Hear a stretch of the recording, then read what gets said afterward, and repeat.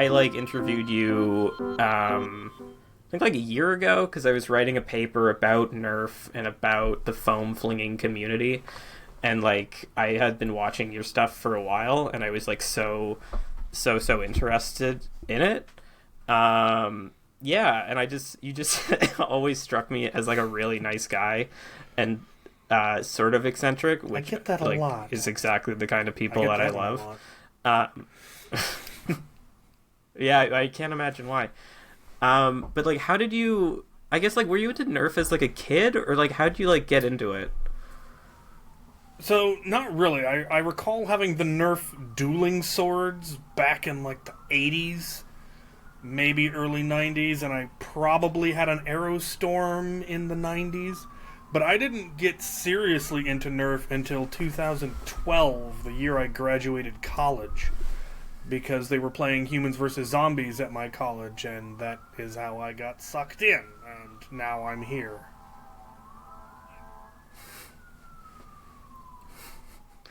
And the thing that always like sort of struck me about like the paper that I wrote about Nerf was about sort of this idea of like, especially you, no offense, but like, like running around in like paramilitary gear, and like I know it's like less now, but like these like Oh black yeah, like yeah. outfits and stuff, and I think I was always sort of All like back in the day. like concerned about like the safety of it. Like, what do you say to people when they're like, I don't know, what do you say to people who like have complaints about like the safety issue of it? So yeah, when I first got into it, we had gotten into Nerf through private security work, so we already had all the black tactical gear for that, and so that's why we used that. But that was more than a decade ago, and the world has significantly changed, and it just isn't as safe or as appropriate as it. I mean, it wasn't really safe or appropriate back then, really. But it definitely isn't now, and the risk that doing that presents to the hobby is significant now. It would only take one major incident to go viral, or to get into the wrong news networks, and next thing you know, Nerf in general is banned from public spaces. And that's a concern that's always kind of in the back of our heads. It's something that we're always thinking about, always worried about, as far as safety and appearance and how we present the hobby, because that could have drastic effects on the entire hobby, not just on you or your local group, and that's something that we very much want to avoid, because one of the biggest benefits of Nerf is that it is allowed in public spaces. We can play in public parks, we can play at schools, we can play on college campuses, because Nerf is seen as safe. It's brightly colored, it's not dangerous, it's not going to hurt anybody, you can clean up after yourself. And as long as we can keep all of those things true, then we will continue to get to use the public spaces, which helps keep the hobby inexpensive. Because renting out an airsoft arena, renting out a paintball arena, having indoor locations or private locations is one of the more expensive parts of those hobbies.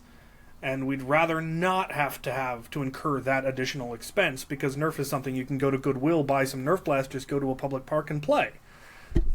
If we ruin that by presenting ourselves in a way that isn't considered safe anymore, if we actually do things that aren't safe anymore, we lose that. And so that's the angle that I explain to people, is that it's important to keep our hobby safe and publicly accessible.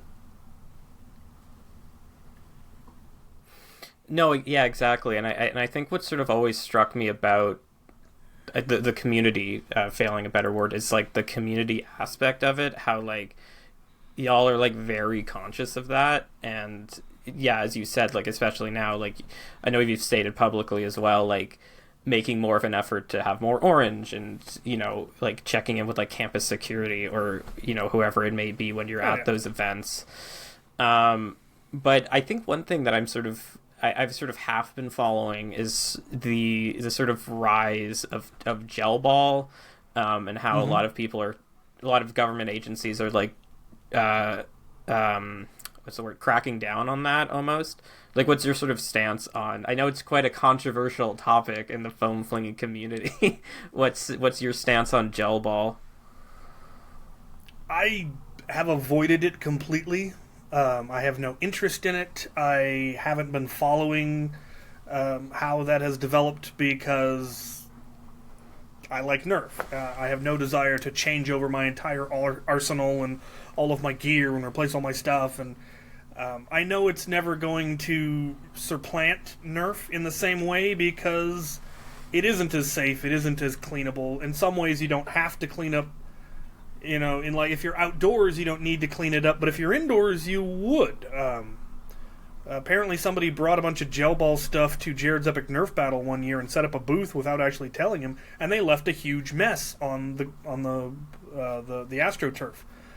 It's not as it's biodegradable, but that wasn't an outdoor location where it's ever going to biodegrade. Same thing would be an event like Mall Madness. They'd never be able to replace that because it would make a mess in the mall that would be far more difficult to clean up than Nerf darts are. And it's just not something I'm interested in. The other reason I'm not interested is I can't wear solid eye pro. I will fog it instantly. So I wear mesh eye pro, and that doesn't play nice with gel soft. You get gel right to the eyes. Right. So it's the same reason one of the reasons I never got into airsoft was airsoft BBs can shatter on mesh goggles, and I had that happen. I was using a fencing mask because I did fencing, and so I already had the mask, and sure enough, BB hit it and just shattered into my eyes, and it was a very unpleasant experience. And maybe the reason this eye is practically blind now. I never occurred to me to consider that. So yeah, I have almost nothing to say because I know almost nothing about it. No, but that was great. I think, no, for sure. I don't really know how to transition out of that. I'm a terrible podcast host. No. But I don't know. Like, tell me about like where you like Dodgers? Where'd you grow up and? Yeah, seriously. Like, where'd you grow up and what was? Where'd you grow up? So we moved around a lot. I was born in Idaho. When I was young, we moved to Minnesota. We briefly moved back to Idaho. We then moved to Washington. We ended up moving back to Idaho. I went to college in Idaho, and the first chance I got, I moved back to Washington. So, moved around a lot. My formative years, I suppose, were in Minnesota. That's where I ended up with my accent. Midwestern accent as opposed to an Idaho accent, which I'm not even sure I could fake an Idaho accent. Now I'm in Washington, in the middle of nowhere, but it's a lovely place. And then, like, what kind of how would you describe yourself as a kid? Like, what kind of kid were you? I was a nerd, and I was primarily into Lego. I've always been into Lego. Lego's been my childhood toy since I was a wee bairn, and is still one of my primary hobbies. My two primary hobbies are Nerf and Lego, which coincidentally are the two largest toy brands in the world, so I know how to pick them, apparently.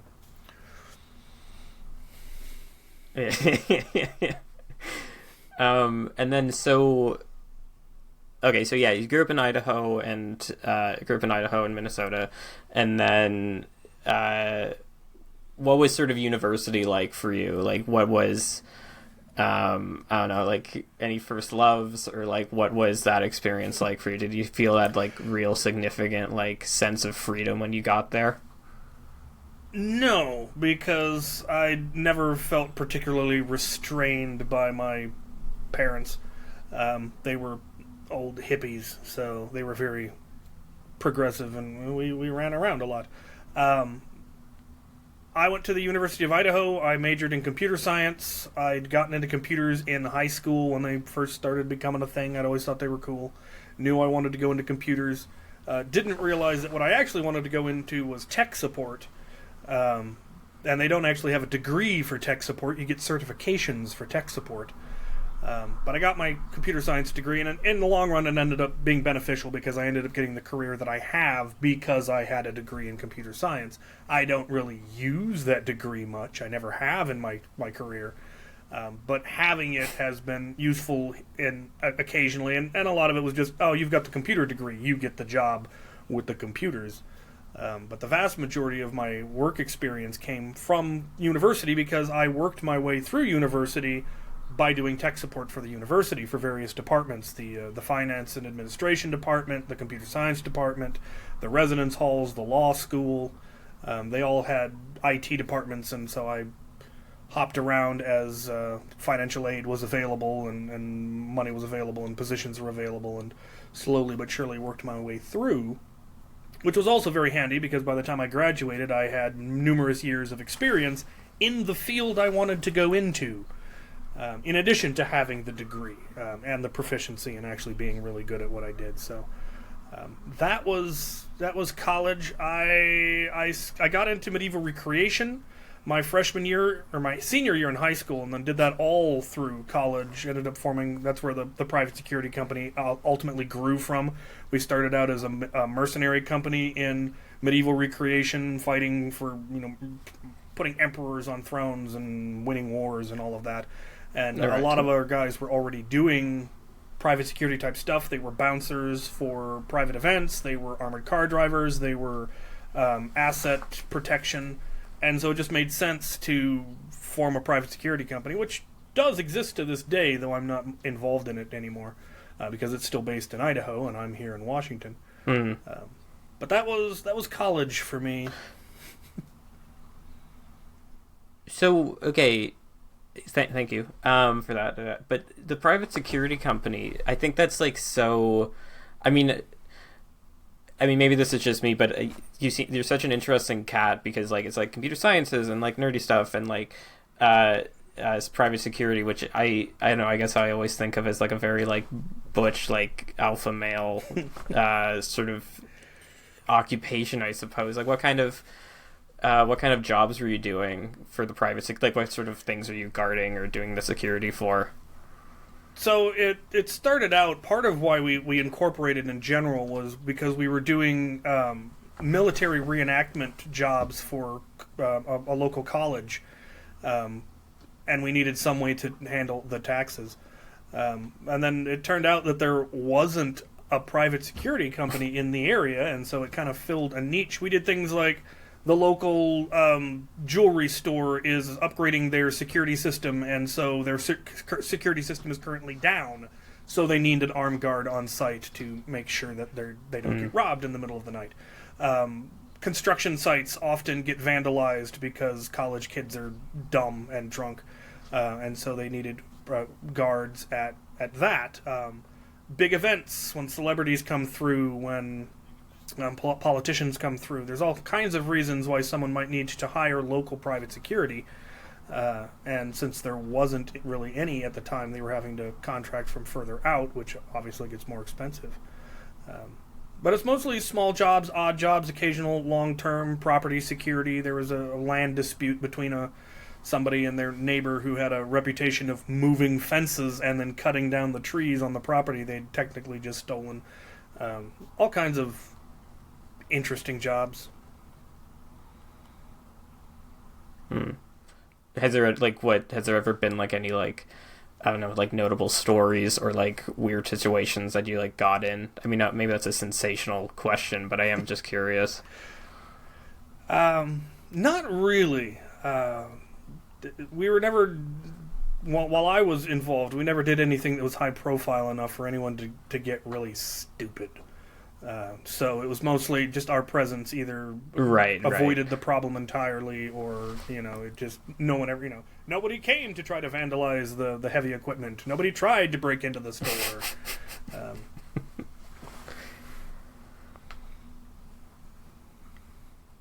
Yeah, fair enough.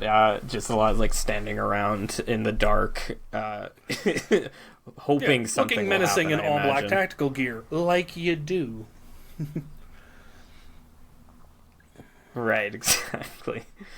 Right, okay, so it's a private security company and like tech support. So then what, so you're doing the YouTube channel as well, but like what is your career now aside from YouTube? So YouTube is distinctly not my career. I make about $300 a month on YouTube. It is entirely a side job, hobby thing that I do for fun, and it does help subsidize itself and I get sent so much, free stuff to review that, my expenses in the hobby are remarkably low anymore. Travel is the biggest expense that I have, and even that is often subsidized by the fact that I've got people literally all over the world willing to host me, so I don't have to buy hotels and stuff like that. But for the job that I have that pays the mortgage, I work for Dell, the computer company. I got hired by them out of college to do tech support at a hospital, and I've been with them for 10 years now. So.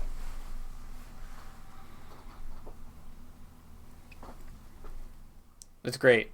And I think that's amazing. Yeah, I think a lot of people like sort of see YouTubers and think like, oh, well, that has to be like their primary thing. They have X number of subscribers and X amount of views, and then the reality is you're making $300.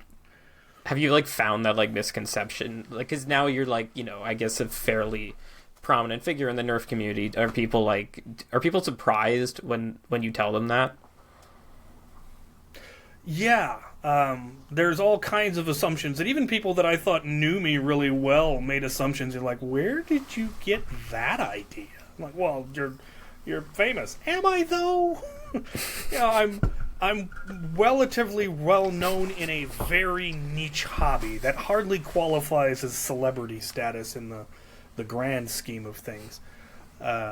So yeah, it's I do know people that do it full time, and they don't have all that more subscribers than me. But for them, it's a full time job, and they do the sponsored ads before all of their videos, and there's all kinds of other things that they're doing for ad revenue that I'm not doing because I don't need to, and I find those kinds of ads to be extremely annoying, and so I've chosen not to do them, knowing that it means I'm not going to make nearly as much money, but I'm okay with that because I don't need to, because Dell pays my mortgage.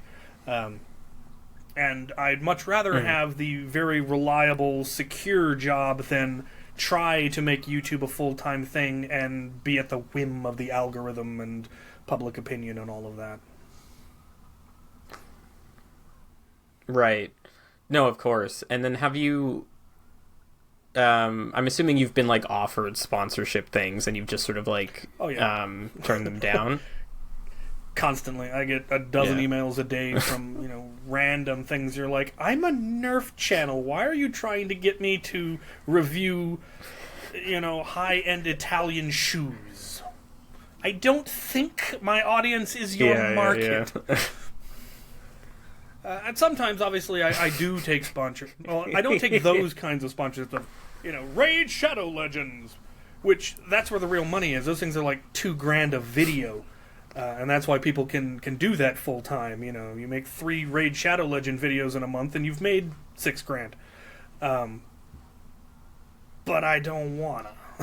Right.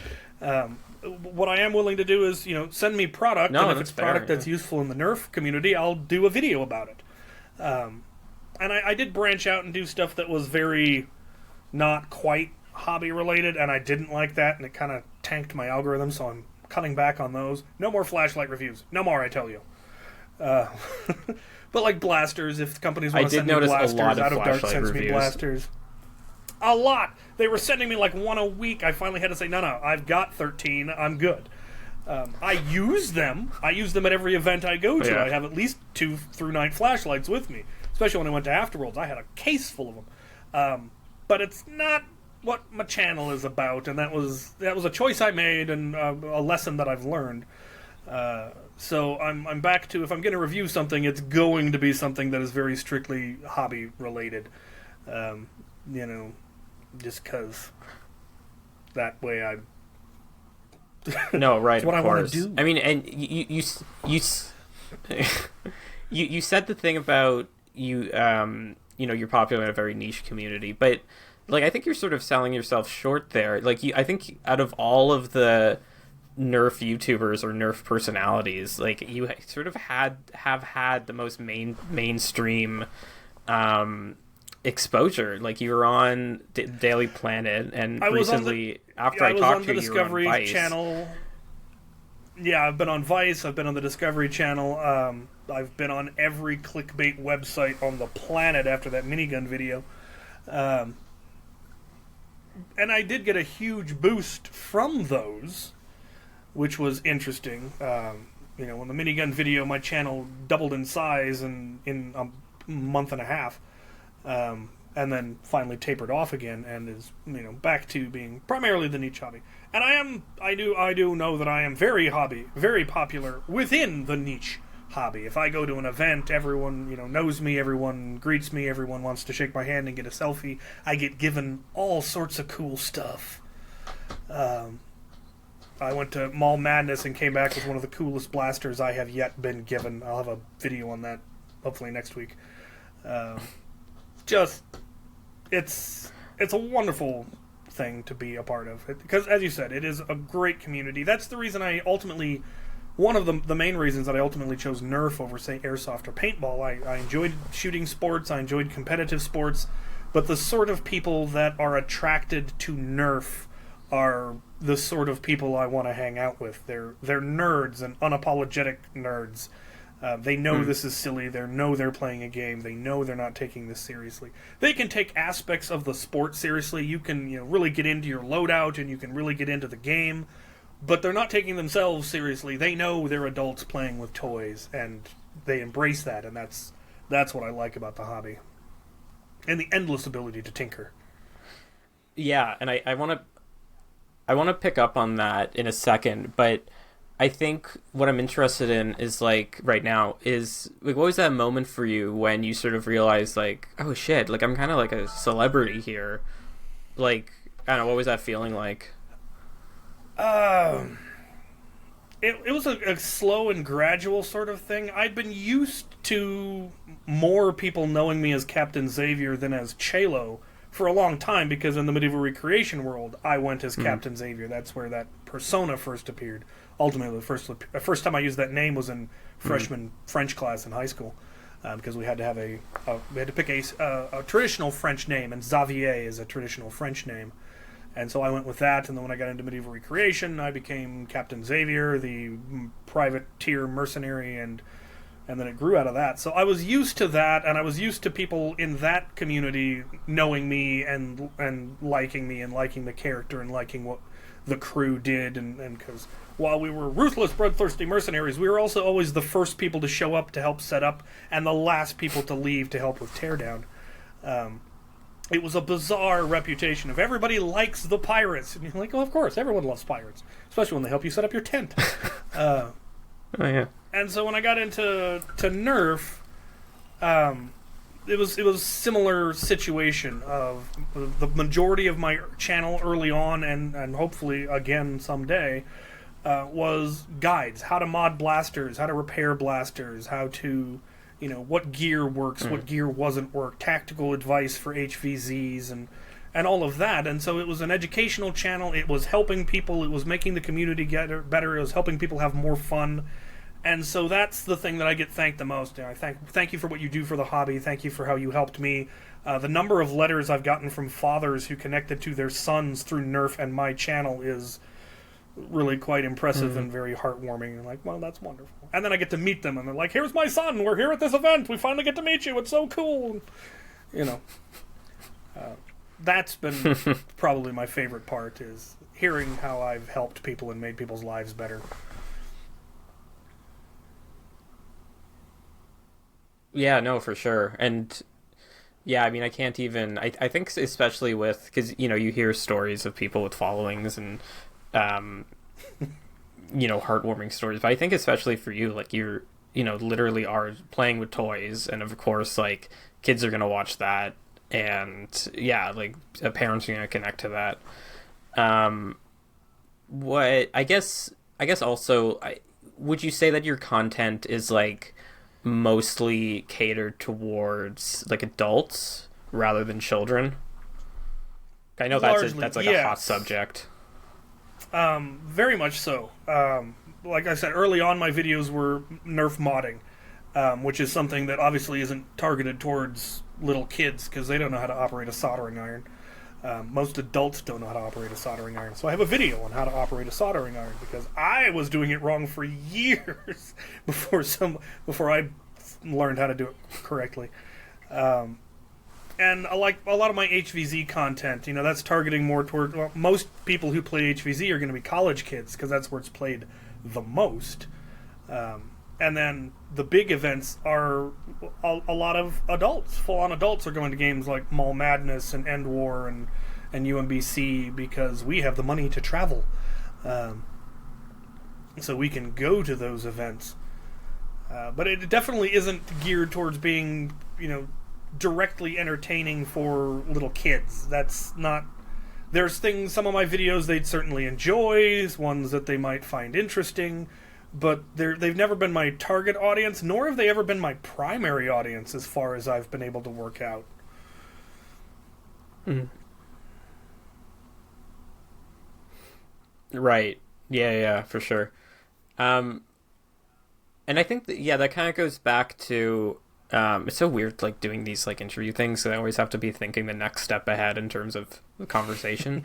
But, so we were talking about, like, the community before, and something that I noticed when I first started, like, really getting, looking into depth of the fun playing community is how, like liberal and like left wing the community is. Like, again, I think I came in with the preconceived notion of like, well, these are mock fire. Thank you. Like, no, it's the progressive hobby for people who like shooting sports. It absolutely is. The amount of people we have that are on some manner of spectrum on one side or the other, whether it's a gender spectrum, a sexuality spectrum, the autism spectrum. We're almost all ADHD.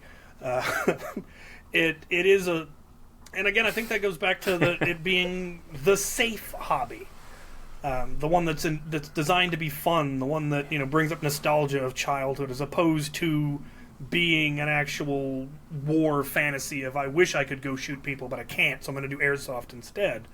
I'm not saying that everyone in the airsoft community is like that. I've met wonderful people who did airsoft. I have had some fun doing airsoft, but I've also had far more unpleasant experiences within the airsoft community than I have ever had in the Nerf community. Which isn't to say I haven't had some unpleasant experiences in the Nerf community.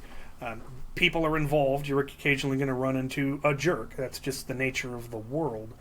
But yeah, it is generally a very progressive hobby in both our, in politics and in morality and in philosophy.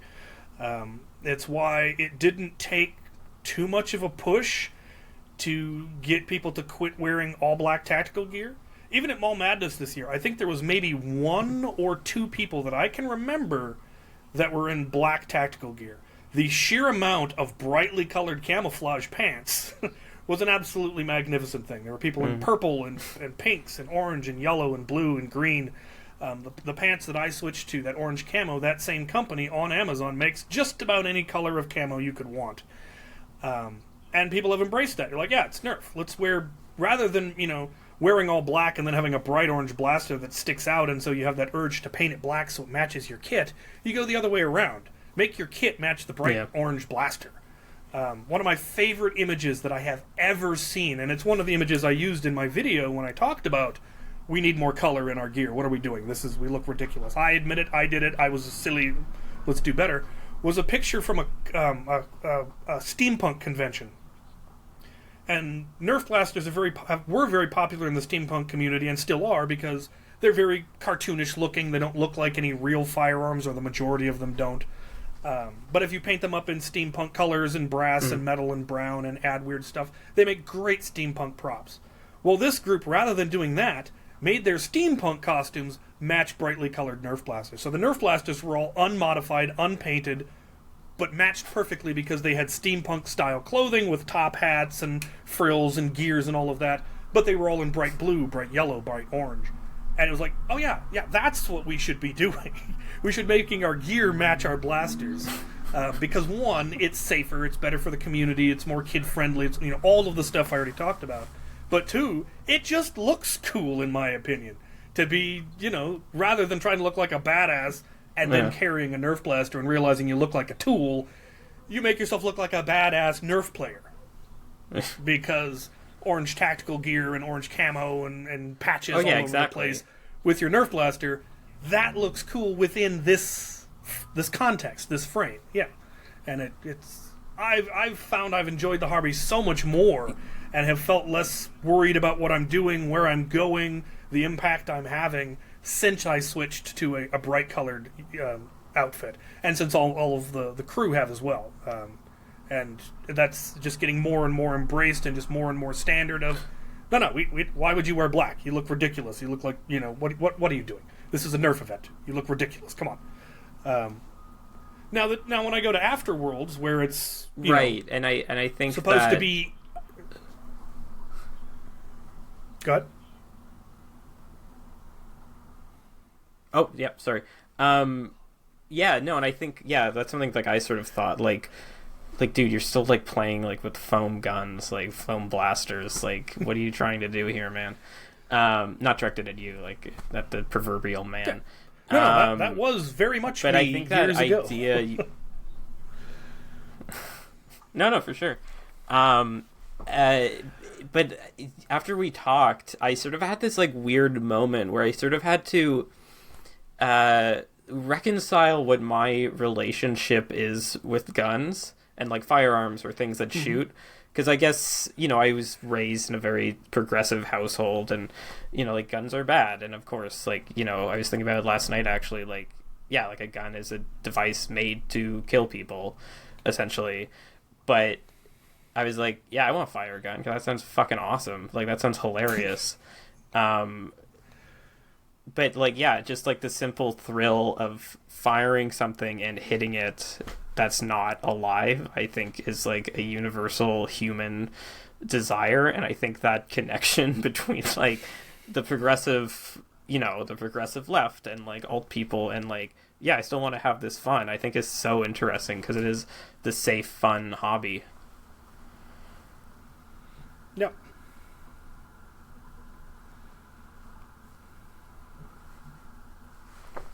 But what were you saying about Afterworld? So, one of it's I don't know if it's been less of an issue or if I've just been seeing it less or if it's become better, but one of the issues I noticed early on in the hobby was that I was connected to it through all different avenues. I wasn't just going to Nerf wars, in a public park with little kids. I had also done HVZs on college campuses. I had done full immersion LARP, where everyone is in costume for 3 days straight, and there's, it's meant to be full immersion. And so, in that sense, the blasters should be painted to look realistic, because having unrealistic blasters when everyone is in costume in this full immersion world breaks the immersion. It's a bad thing to not have your blaster look realistic in that context. I've also heard of it being used in full immersion, like World War II reenactments, because they're in countries where they can't have airsoft or they don't want to do airsoft, and so they use Nerf. But everyone is in full historic uniform, and they try to make their blasters look as much like a realistic firearm from that period as possible in order to, keep the immersion. And people who hyper-focus on one subsection of the hobby tend to not realize that their hobby, when they say the hobby, they're only talking about their subsection, and they say this is bad for the hobby, and you're like, well, it's bad for the part of the hobby that you do, but that's not the only hobby that there is. So the people that are doing things like Afterworlds, they want to post the stuff that they've built online, and then they get all manner of anger and hatred from the people that you can't paint a Nerf blaster to look realistic, you take that into the park and someone's going to get shot, and you're like, well, I don't take it into the park. I take it to private property. Right. And there's just, the people that only do the things like Afterworlds, they don't understand that, the concern that that the public park people have. That, yes, it's a very real concern. There are places in America, if you brought a realistic-looking Nerf blaster, you could get shot by the police. Or get the event shut down. That's something that they have to worry about, that the LARPers don't have to worry about. The HVZ people have a whole different set of concerns as far as like power level. They have to have low-powered blasters because they're playing on a public campus where there might be non-players around.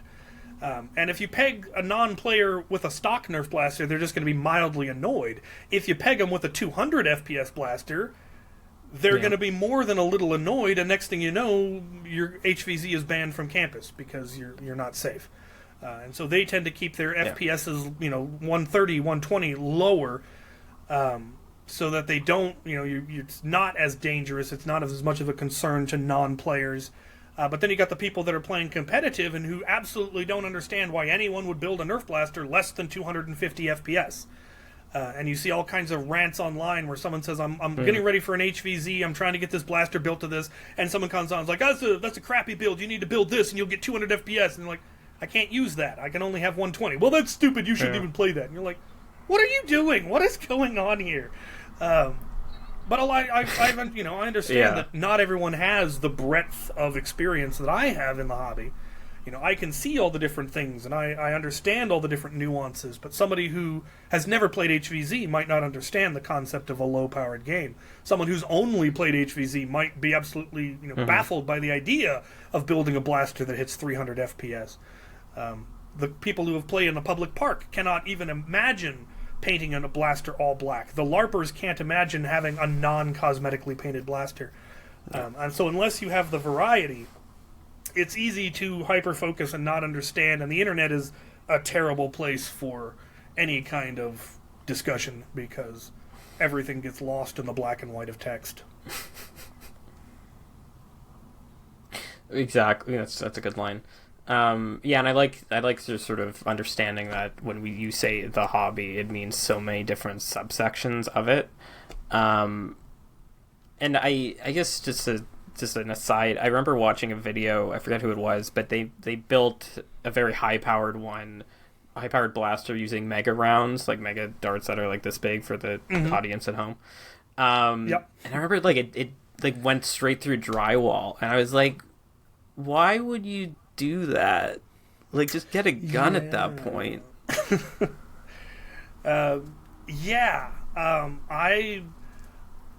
I personally don't understand. I mean, I understand it from an engineer's standpoint of just wanting to know how far can you push this.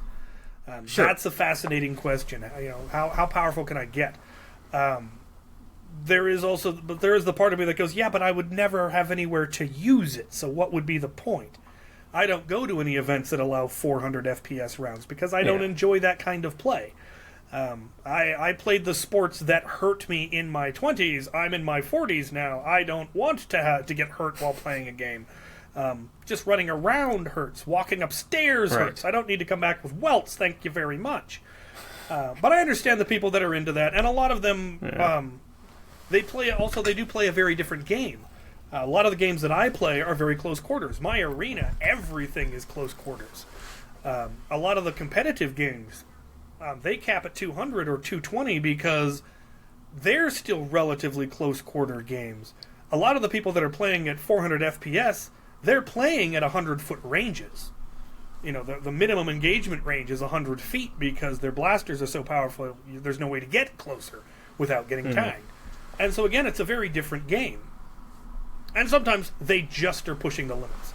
Can I get this blaster to hit 500 FPS? I've gotten a blaster to hit 500 FPS. I shot a dart through a Nerf magazine and decided this video does not need to be on the air anymore. And it came down. Right. And I think, that's the difference of like absolutely, like I am all for like curiosity and like building stuff, but like, hey, maybe people don't need to see that. Maybe don't give people ideas. But it's just going back to, because you sort of referenced it earlier, and I'm sure you're very tired of talking about it, but like the big build that you made, your minigun. Do you want to just like talk a bit about that and sort of how that sort of blew up for you? Yeah. Oh, good. So, when Rival first came out, I had the same brainchild that Out of Darts did, that you could feed this from a tank. there's got to be a way that you could feed this from a backpack and have practically unlimited ammunition. But I did not have the engineering capability. I had no 3D design capability. I didn't have nearly the fabrication facilities that I have now to be able to actually implement it. And so it just kind of was like, that would be really cool, moving on. And then Out of Darts showed up, and I saw his video where he had figured out how to do it. And I reached out to him, and not only did he respond, it turned out he was moving to within 45 minutes of where I live. So I told him what I wanted to build, that I wanted to build a minigun that felt from a backpack, and I wanted it to be this big, ridiculous cosmetic thing, the full black tactical, the full, ultimate badass Nerf thing, because back then I still thought that was cool, and in some ways it is, just in the right locations. That loadout still goes to Afterworlds and terrorizes them. It's a great place for that. I've never taken it to a public event, nor would I. But he was the one who provided me with the backpack, the agitator, which is the only complicated part in the whole blaster. The agitator on that is what stirs the balls and feeds them so that it feeds reliably. The original one, I built it out of an Air Warriors Punisher, which was originally a belt-fed dart blaster. I just gutted it and shoved in a Zeus flywheel cage, put a pusher motor on it, hooked the hose up to it, and off it went. I then later upgraded the barrels from the stock barrels, which were small and not very impressive, to a set of barrels designed by R.E. Armory out of Germany, who originally designed them to go onto the front of a Vulcan, because the whole front Vulcan barrel easily comes off, and you can just drop this one in.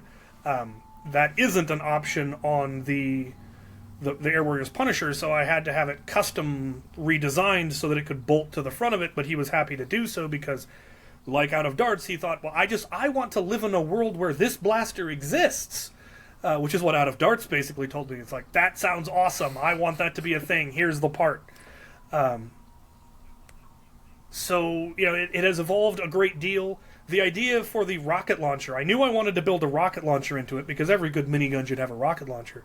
And originally I was going to use a Titan, and I could not figure out how to get it to fit. And then Walcom said, why not use an XBZ? It'll fit perfectly right here. And you're like, oh, yeah, brilliant. And then I forgot to mention him in the video, and he was salty about that for a good long while. And deservedly so, because that video went absolutely viral. Like I said, it got me on the Discovery Channel, it got me on every clickbait website, and he didn't get mentioned despite having played a pivotal role in that thing being as cool as it is, because a minigun with a rocket launcher is just way cooler than a regular minigun. And I had all kinds of technical issues. I had flywheels blowing off of wheels off of motor shafts because I'd used heavier motors. I attempted to use a drill trigger so that the farther you pulled the trigger, the faster it fired. And that was a neat concept, but it didn't work as well as I wanted, and I replaced the internals several times and have upgraded several things, but the one thing that has never been changed since I first prototyped it is the firing mechanism for the rocket launcher, which is a solenoid that just pulls a lever that pushes the button on the XBZ. Worked perfectly the first time I've tried it, and it has never failed to work since I built the thing. Everything else has had to be redone 3 or 4 times, but that works perfectly. The handle on it, originally it had just the regular trigger barrel handle. I upgraded it to a joystick style handle like miniguns actually have, and it actually is the joystick that I had from childhood when I first played X-Wing on Windows 3.11, because I am a very old man. Nice. I still had that joystick, but I no longer had, it was an old game port, which means no modern computer it wouldn't work anymore. I've got much nicer joysticks now, so I decided I'm going to repurpose this as part of the minigun. So that has some sentimental value there in the handle. Again, huge nerd. That's awesome. No, yeah, it's great. Me too. So one of the things that I sort of regretted not asking you last time we talked was because your Stampede is named Ire, and what is the minigun called again? Tier, right. Why do you name them all? So I name blasters that I feel have earned a name, and the way I kind of determine that is if any other blaster but that one would have let me down in that specific situation, that's when it earns its name. Ire was built and named back when I was doing HVZ constantly, and there were countless times where the fact that I had a heavily modified, fully automatic blaster with an underslung, rocket launcher, grenade launcher, made all the difference in a battle of some kind, because that was back when there weren't a lot of full auto Nerf blasters, there weren't a lot of shotgun Nerf blasters, there weren't a lot of rocket launchers, and so the fact that I had this pinnacle of HVZ technology was why it earned its name. It's all the best weapons have names: Excalibur, Glamdring, Orcris, Narsil.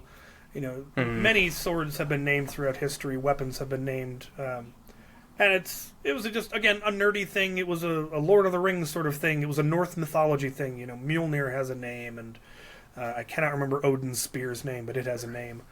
And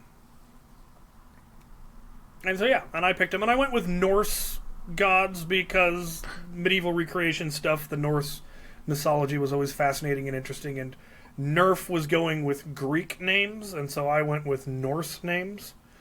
They eventually started bleeding into the Roman names, but they haven't gotten to the Norse yet, and maybe they will, and there will eventually be a Nerf blaster, an official Nerf blaster called Ire or Tyr or Odin or Thor or whatever. But I kind of doubt it. And I hope not. Genuinely. But I think you've also mentioned that like Nerf, I think legendarily doesn't like you. Can you talk a bit about that, and also like how you know that?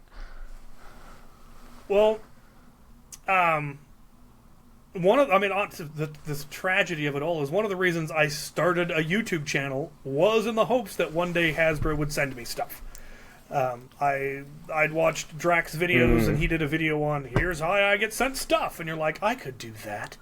And I started getting into it. Unfortunately, all of my stuff was modified, and all of my videos were about modified blasters, and I had that full black tactical look, which is obviously not the face of a representative of a toy company, which is odd because they also do G.I. Joe, so right. Just make me the G.I. Joe Nerfer. It would have been great. It was a marketing genius that was just ruined. But I have some reliable news. One of the ways I knew that they had it in for me was when I went to Jared's Epic Nerf Battle the first time. And I only got at that time I had like 30,000 subscribers. I was a nobody. I was in a car with the likes of PDK and Drac and Coop, all these, people with 500,000, 5 million, 50 million, whatever subscribers, and there I am with 30,000 going, why am I here? Oh, right, because I have a cooler Nerf blaster than any of you. And that was it. My video had gone viral, and Jared is very cognizant of what is currently popular, and so I got invited. And I was invited because I had this minigun, and so I brought the minigun, and it was at no small personal expense getting that thing to Texas. And then the night before the event, we're all at dinner, and Jared gets a call from Hasbro, from Nerf, because Nerf has decided to get involved, and they tell him that if that man is allowed to bring that minigun on the field, we're not coming. And Jared threw me right under the bus. And understandably so. That's one of the things that's wow. It was annoying, it was tragic, I was already there, I had been invited first, but Hasbro could offer more to his event than I possibly could. They were bringing tens of thousands of rounds of ammunition, they were bringing free blasters, they were bringing marketing, and I understand why he did it. But it was still, lying there with bus tracks on my back going, well, what do you know? And then the next year, I didn't get invited back. Despite Jared promising that I was absolutely going to be invited back, right. I was not invited back because now basically Hasbro had taken over the show. So I just bought tickets and went. Yeah. And I heard from somebody on the inside that Hasbro had me on a list of people to keep an eye on. They had a code name for me. There was a plan in place if I decided to go rogue, and I don't know what they thought I was going to do. I showed up with a bunch of silly blasters and played Nerf in the What field. would they have done?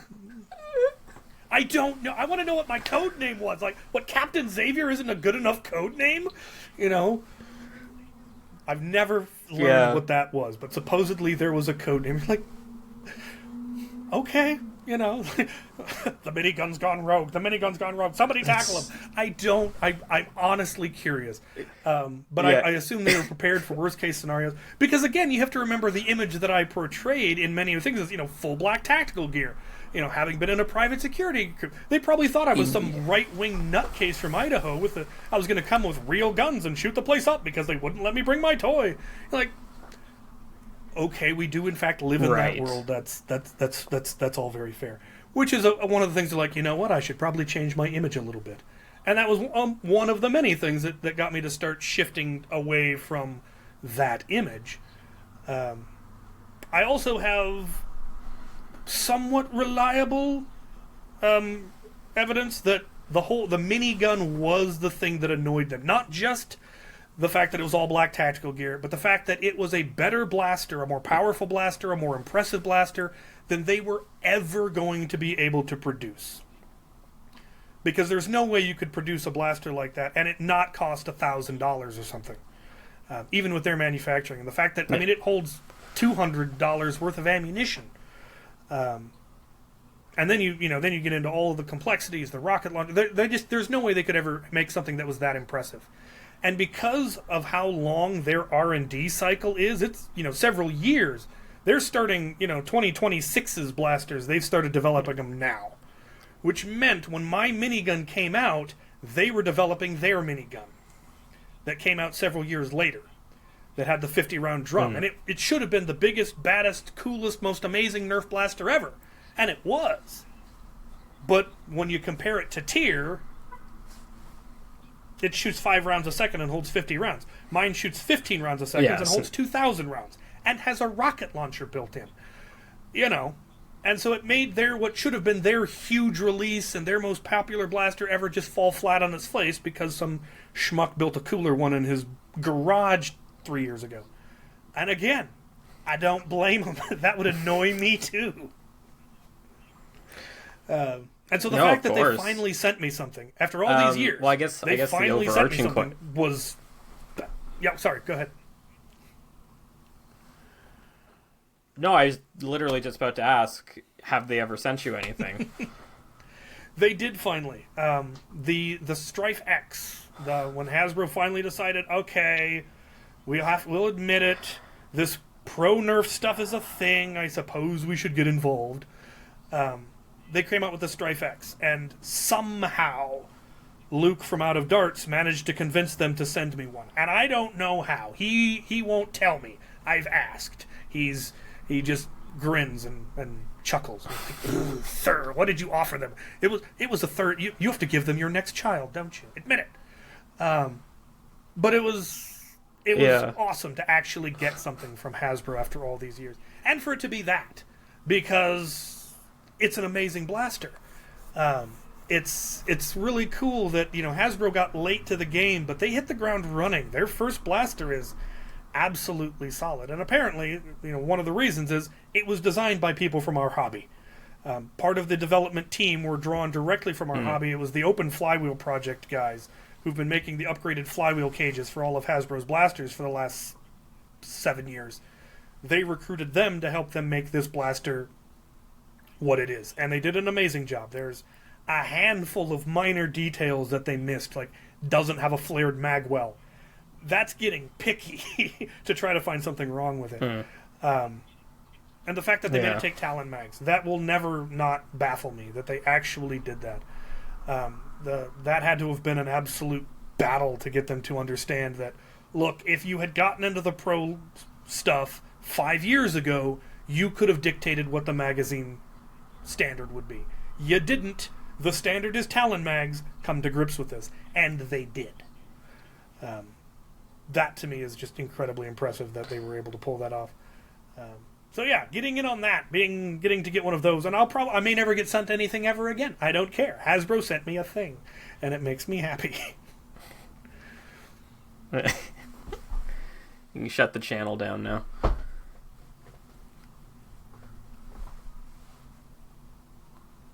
What's going on? Oh yeah, sorry. Well, I think that's a good point to end on. That, you know, I don't know. I think that sort of encapsulates the journey that now you're sort of at this point where you may or may not be, maybe not on a blacklist, maybe a dark gray list of Hasbro. Yeah. But is there anything else you would want to say before we log off here?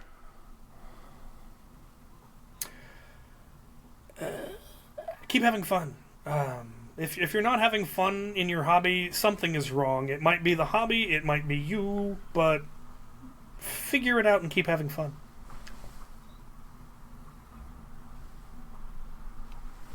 I like that. Well, thank you so much, Captain. And yeah, this was an absolute pleasure. This was lovely. Good way to spend my afternoon. Stopping